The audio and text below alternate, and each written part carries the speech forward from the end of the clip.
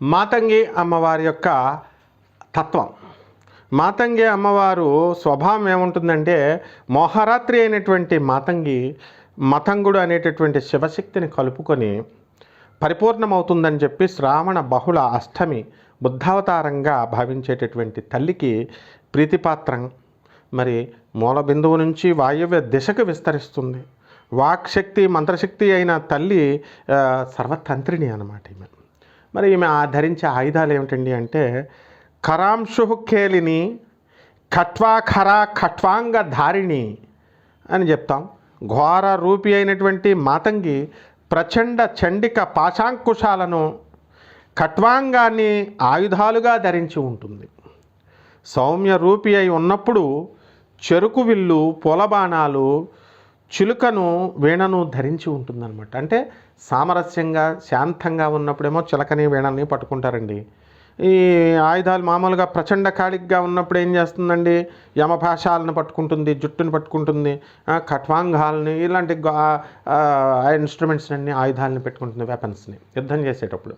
ఇప్పుడు ఆడవాళ్ళు, మన ఇంట్లో ఆడవాళ్ళు ఉన్నారు, శాంతంగా ఉన్నప్పుడు వాళ్ళు ఏం చేస్తారు, మల్లెపూల దండలు, పూసల దండలు, ముత్యాల దండలు అవి చుట్టుకుంటూ ఉంటారు. మరి వాళ్ళ భర్తతో మీరు పీక్ స్టేజ్కి వాళ్ళ కోపాన్ని తీసుకెళ్ళిపోతే ఏం చేస్తారండి, పిల్లలు ఏమైనా కోపం తెప్పించినా, భర్త కోపం తెచ్చినా కత్తిపీట తీస్తారు. తర్వాత ఇంట్లో ఉన్నటువంటి స్టీల్ గిన్నెలు పెట్టి, తర్వాత స్టీల్ స్పూన్లు అవి తీసి ఫైటింగ్ చేస్తారు. ఇది కూడా అంతే, అమ్మవారు కూడా. మరి ఈమె ఉండేటటువంటి నివాస స్థానం ఏమిటండి అని అంటే, శరీరంలోని విశుద్ధ చక్రం మనకు ఉంటుంది. విశుద్ధ చక్రం ఎక్కడ ఉంటుందండి, కంఠం దగ్గర. మరి మాతంగి నివాస స్థానం అక్కడ ఉంటుంది. త్రికోణము మాతంగి నివాస స్థానము. సూక్ష్మ రూపంలో యంత్రంగాను, తర్వాత స్థలాభావంలో మూర్తిగాను, చతుషష్ఠి కళల్లో ప్రకటితమవుతూ ఉంటుంది. పశ్యంతి మధ్యమ వైఖరి వాక్కుగాను ప్రకటించబడుతుంది. మేరు దండ మూలంగా ఉన్నటువంటి మన వెన్నుముకలో, అంటే వెన్నుముకలు మనం తీసుకుంటే పూసలకే ఉంటుంది కదా, మేరు దండ మాలగా ఉంటుంది కదా.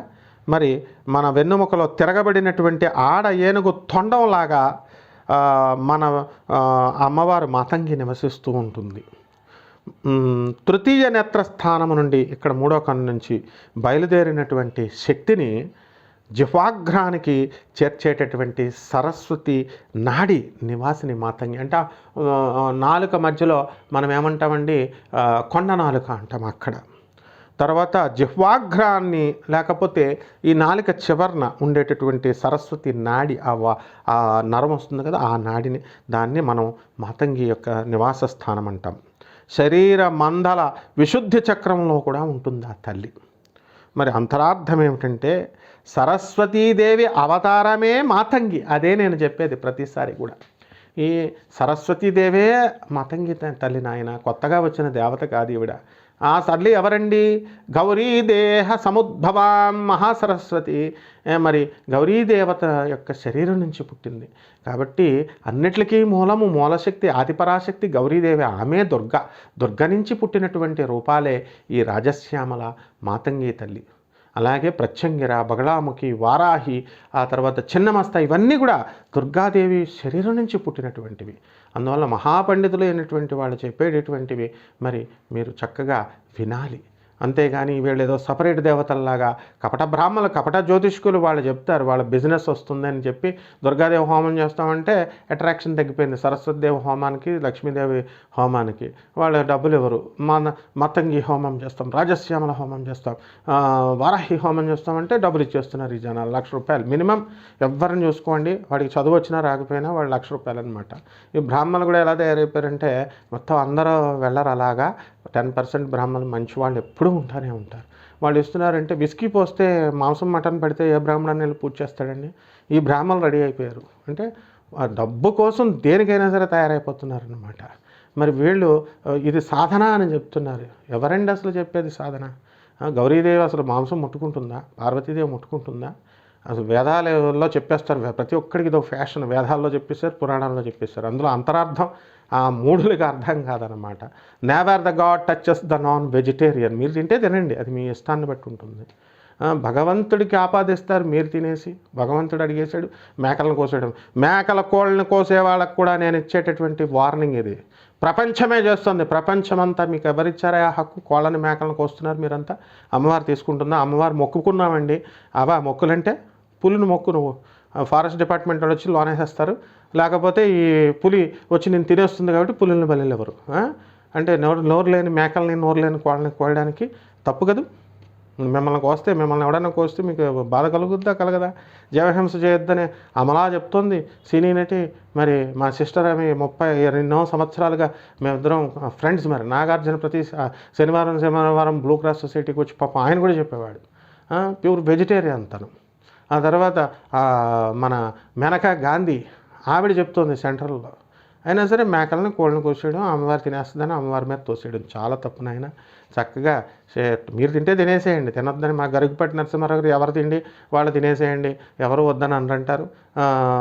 దాన్ని కూడా తప్పుపడుతూ మా అధికార పద్మాకర్రావు గారు మీ ఎవరు తిండి తినేయండి, వాళ్ళు తినేయండి అని చెప్పడం తప్పు, తినకూడదు అని చెప్తారు. ఆయన చూసే కోణం వేరు, ఈయన చూసే కోణం వేరు. కాబట్టి ఈ యొక్క అమ్మవారు ఏమిటంటే అంతరార్థము, సరస్వతీదేవి అవతారమే మాతంగి, అంతఃకరణ ప్రపంచము మాతంగిది, బాహ్యము సరస్వతిది. మరి ఆధ్యాత్మిక విషయ బోధనలకు గురువు మాతంగి. ఆనందానికి ప్రతీకగా హస్తంలో అమృత పాత్రను, వ్యాకరణ రూపమైనటువంటి శంఖాన్ని ధరించి అమ్మవారు అవ్యాజ కరుణామూర్తి పాదపద్మాలకు సవినయంగా సమర్పణ చేస్తూ మహాకవి కాళిదాసును అనుగ్రహించడానికి అడ్డుపడుతున్నటువంటి 7 జన్మల పాపరాశుల్ని కాళీ సతి ద్వారా 7 క్షణాలుగా మార్చి సరస్వతీ తత్వంతో బీజాక్షరాన్ని అనుగ్రహించినటువంటి కథ ఇది. మరి మాణిక్య వీణాముపలాలయంతీం మదాలసాం మంజుల వాగ్విలాసాం మహేంద్ర నీలద్యుతి కోమలాంగీం మాతంగకన్యాం మనసా స్మరామి. యదక్షర పదభ్రష్టం మాత్రాహీనం తు యద్భవేత్ తత్సర్వం క్షమ్యతాం దేవి శ్రీమాతా నమోస్తుతే. అపరాధ సహస్రాణి క్రియంతే అహర్నిశం మమ దాసోయమితి మాతా క్షమస్వ పరమేశ్వరి. ఇది అమ్మవారి యొక్క తత్వం. అక్కడ ఏమవుతుంది, కాళిదాసుని పండితుడిగా అనుగ్రహించాలంటే మనకి 7 జన్మలు పాపరాశులు అడ్డొస్తున్నాయి. అటువంటి సందర్భంలో మరి ఆ అమ్మవారు ఆ జన్మల్ని 7 జన్మలు దాటాలి కాబట్టి 7 క్షణాలుగా మార్చేసి వాడి యొక్క కాళిదాసు యొక్క పూర్వాశ్రమంలో కాళిదాసు యొక్క పాప రాశుల్ని అంతా కూడా భస్మీపటనం చేసి అతనికి నవజీవితాన్ని, కొత్త జీవితాన్ని ఇచ్చి ఒక ఉద్దండ పండితుడిగా, సరస్వతి పుత్రుడిగా ఆమె జన్మనిచ్చింది. అంటే ఘటనాఘటన సమర్థుడు భగవంతుడు. అమ్మవారు ఘటనాఘటన సమర్థురాలు. ఆమె ఏదైనా చేయగలదు.